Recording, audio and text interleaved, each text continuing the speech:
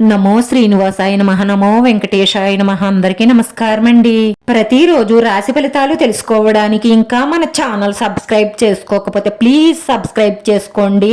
Like చేసి మీ పూర్తి support మన శ్రీనివాస ఛానల్ కి ఇవ్వండి. ఈ వారం రాశి ఫలితాలలో గోచార్య రీత్యా వృషభ రాశి వారు ఎటువంటి శుభాశుభ ఫలితాలను పొందుతారో తెలుసుకోవడానికి ఈ మన వీడియోని ఎక్కడా స్కిప్ చేయకుండా చివరి వరకు చూడండి.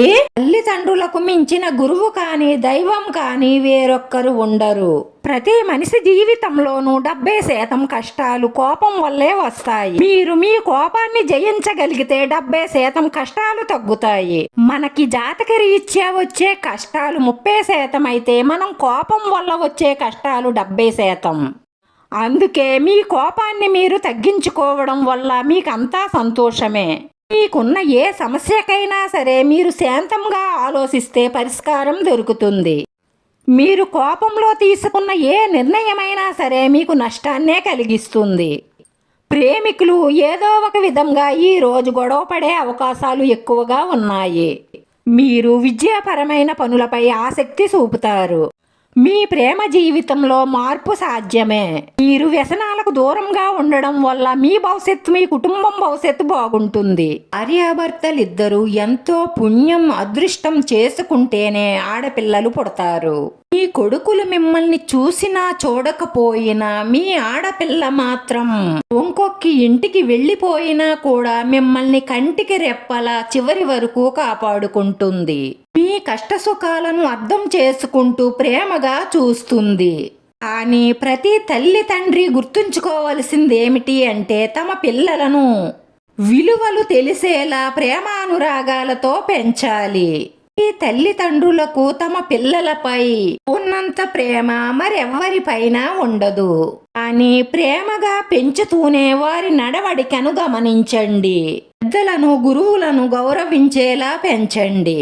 అలా క్రమశిక్షణగా పెంచితే వాళ్ళు బాధపడతారని అతి గారం వల్ల మీ పని బిజీ వల్ల వాళ్లను అలాగే వదిలేస్తే వాళ్ళు మంచి మాటలు వినడం మానేస్తారు. చెడు వైపుకు ఆకర్షితులవుతారు. మొక్కై వంగనిది మానై వంగున అన్న శాస్త్రం పెద్దలు ఊరికే అనలేదు. తల్లిదండ్రుల మాట విన్నంత వరకు వాళ్ళు మంచి మార్గంలోనే ఉంటారు. మిమ్మల్ని ఎదిరిస్తున్నారు, మీ మాట వినడం లేదు అంటే వాళ్ళు చెడు మార్గంలోకి వెళ్తున్నారు అని గమనించండి. అమ్మా నాన్న మాకు స్వేచ్ఛనివ్వడం లేదని ఏ పిల్లలు బాధపడకండి. అవసరమైన స్వేచ్ఛలను ఇస్తే మీరు తెలిసి తెలియని వయసులో చెడుదారులు పట్టే అవకాశాలు ఎక్కువగా ఉంటాయి. అమ్మా నాన్న ఏం చెప్పినా మీ మంచి కోసమే చెప్తారు. ఇది బాగా గుర్తు పెట్టుకుని మీ తల్లిదండ్రులను అపార్థం చేసుకోకండి. మీ ఫ్యూచర్ బాగుండడం కోసమే వాళ్ళు ఏమైనా చెప్తారు. వ్యాపారస్తులకు ఇది శుభ సమయం. అదృష్టం మీ వెంటే ఉంటుంది. దాన్ని సద్వినియోగపరుచుకోండి. మీ కృషి పట్టుదల మిమ్మల్ని విజయపదంలో నడిపిస్తాయి.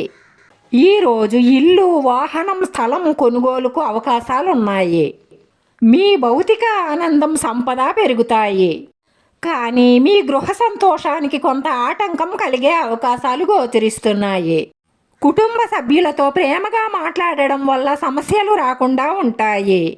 లేదంటే పరిస్థితి మరింత దిగజారే అవకాశాలున్నాయి.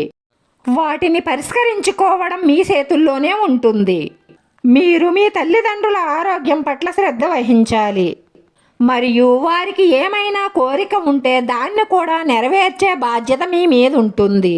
మీరు పట్టుదలగా చేసే ప్రతి పనిలోనూ విజయం సాధిస్తారు. ఈ రాశి గర్భిణీ స్త్రీలు ఆరోగ్యం పట్ల శ్రద్ధ వహించాలి. సమయానికి తినాలి, అలాగే సమయానికి నిద్రించాలి.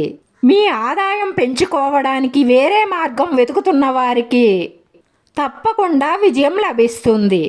ఎక్కడికైనా వెళ్ళాలని ప్లాన్ చేసుకుంటారు. అలాగే ఈ రోజు మీ దగ్గర ఉన్న పాత బట్టలు లేని వారికి దానం చేయడం వల్ల మీకు మనసులో ఉన్న మంచి సంకల్పాలన్నీ నెరవేరుతాయి. అలాగే మానసిక ప్రశాంతత లభిస్తుంది. ఈ రోజు ఈ రాశి వారికి కుటుంబంలో ఉన్న కొన్ని సమస్యలు పరిష్కారం అవుతాయి. అనవసరమైన వాటి కోసం డబ్బు ఖర్చు పెట్టకండి. ఈ రాశి వారి అదృష్ట సంఖ్య 3. ఈ రాశి వారికి కలిసొచ్చే రంగు తెలుపు రంగు. వీడియో నచ్చితే లైక్ చేయండి. మీ లైక్ మాకు ఎంతో విలువైంది. మీరు లైక్ చేయడం వల్ల ఈ వీడియో కొంతమందికి చేరుతుంది. మన శ్రీ శ్రీనివాస ఛానల్ ఆదరించండి. అందరికీ ధన్యవాదాలండి. నమో వెంకటేశాయ నమః.